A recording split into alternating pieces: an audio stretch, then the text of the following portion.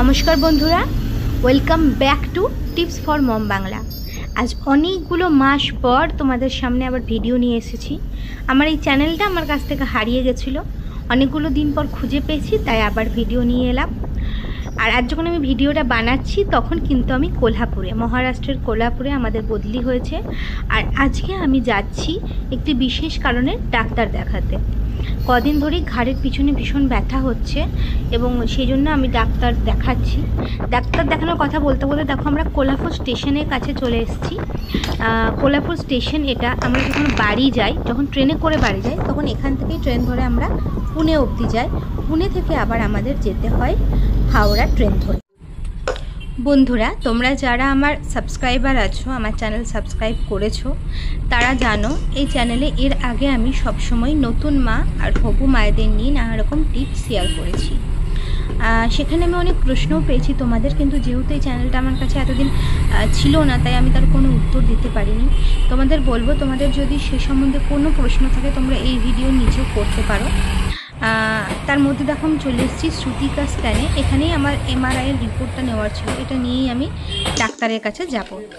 আর তারপরে আমরা চলে এসেছি উইন্স হসপিটালে। এটা হলো এখানকার নার্ভের একটা হসপিটাল।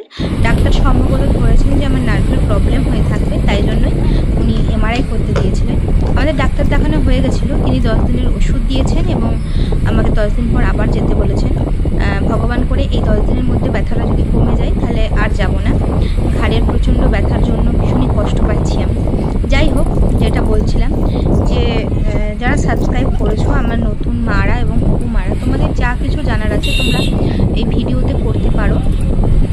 আর দেখো, সেই সম্বন্ধে ভিডিও তো অবশ্যই আসবে, কিন্তু এই যে ভিডিও আমি দিচ্ছি এগুলোতেও তোমরা ভালোবাসা দিও।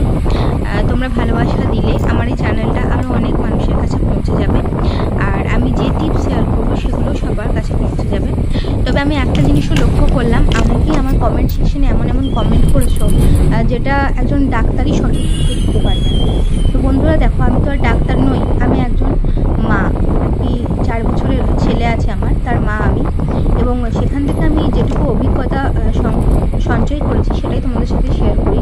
তাই প্লিজ, এমন কোনো প্রবলেম যদি থেকে থাকে যেটার জন্য ডাক্তারই তোমাকে সাহায্য করতে পারবে, সেই সমস্যা নিয়ে তুমি অবশ্যই ডাক্তারের কাছে যাও।